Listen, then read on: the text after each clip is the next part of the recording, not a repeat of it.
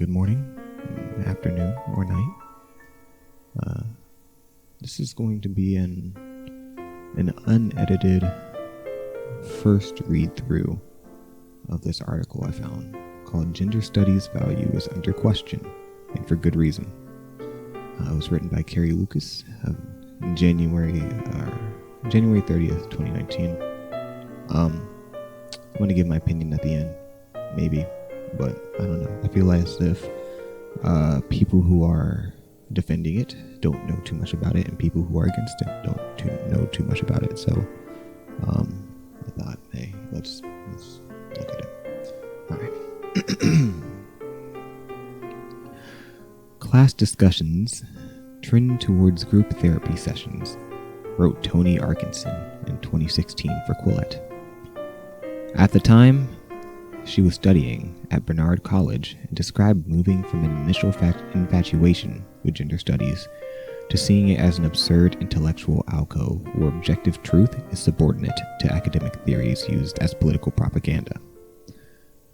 This lack of grounding in objective truth and the dismissal of facts and knowledge as patriarchal constructs is at the root of criticisms of gender studies. Gender studies advocates were understandably shocked by the recent decision of the Hungarian government to withdraw accreditation from gender studies programs, and the move was condemned by the Association of University Professors as directly interfering with the academic freedom of researchers and teachers. Certainly, anyone interested in academic freedom should be concerned when the government has the power to decide what can and what cannot be studied at universities. Students, rather than governments, should determine an academic discipline's value. However, the bad news for advocates of gender studies is that careful consideration of the merits of its disciplines will lead most students into a different direction. Women's studies isn't a traditional academic discipline. Hungary's prime minister wasn't alone when he told the international news agency, Agence France Presse, that gender studies is an ideology and not a science. As David Paternotte, co-editor of the book Anti-Gender Companions in Europe, told Inside Higher ED, this is a common critique. People saying it is ideological, it is not scientific. This is what we hear the most. That it's a waste of public money. It shouldn't be a part of what is taught at universities. Yet this criticism is based in fact, unlike other academic disciplines, gender studies and its antecedent. Let me restart. Unlike other academic disciplines, gender studies and its counterpart, women's studies, are explicitly linked to an ideological movement with a specific political purpose. The National Women's Studies Association Constitution, passed in 1982, described the relationship between the academic women's study field and the feminist movement. The Constitution reads, because feminist education is a process deeply rooted in the women's movement and remains accountable to that community. Feminist aims include the elimination of oppression and discrimination on the basis of sex, race, age, class, religion, ethnicity, and sexual orientation, as well as other barriers to human liberation inherent in the structure of our society.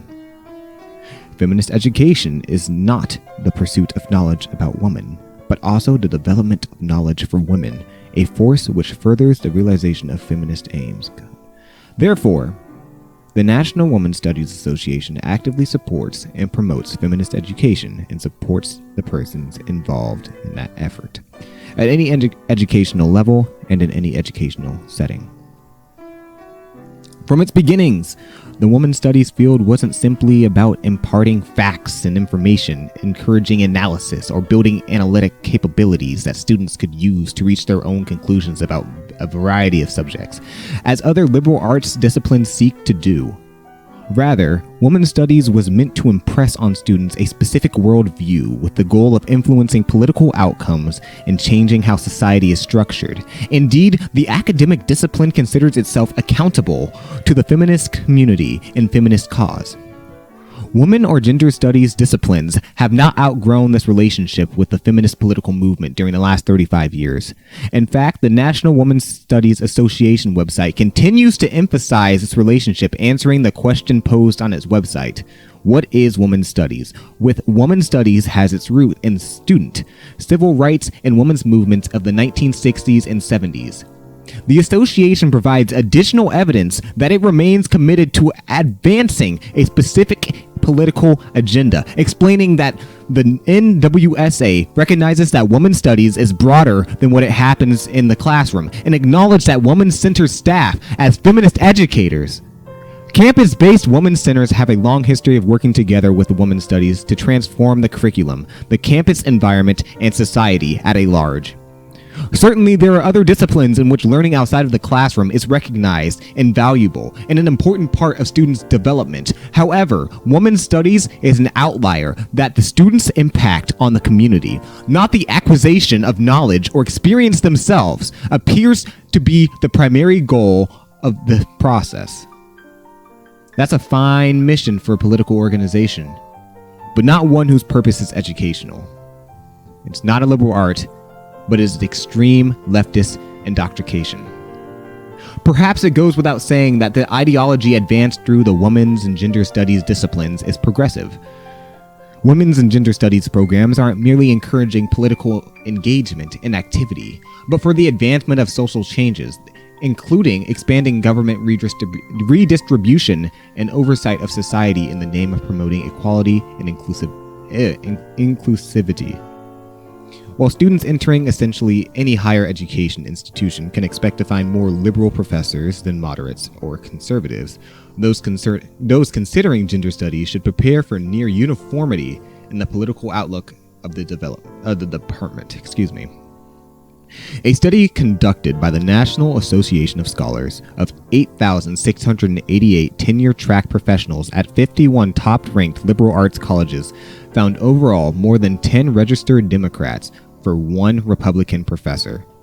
But gender studies, along with African studies and peace studies, was the most heavily slanted. The study's author concluded, "I could not find a single Republican with an exclusive appointment to fields like gender studies." This political uniformity of the faculty further undermines the idea that students will receive a comprehensive education with utility outside the classroom or far-left political circles. Let's talk about, post-graduation.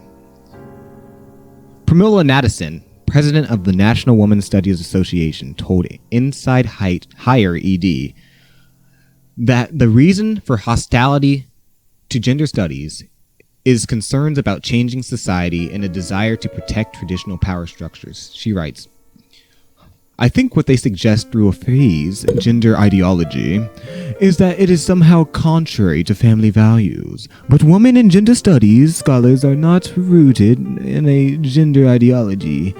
They think about gender as a frame of analysis for understanding the way in which the world works. I think if there is any ideology that has been manifest in this debate, it is a right-winged ideology that is attempting to return to a heteronormative patriarchal society." Perhaps those concerns play a role in some criticism on the discipline. But the most powerful criticisms of the field don't center on its impact on society. They center on the impact of individual students themselves. A college education is supposed to provide them with a broad knowledge that will enhance their life experience and make them better citizens, community members, and future leaders.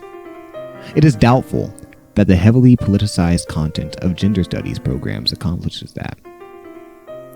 Bernard's College's Tony Arkinson described being discouraged from bringing up legitimate arguments, such as the possibility of biological differences, by her professor, who dismissed those arguments as transphobic and problematic.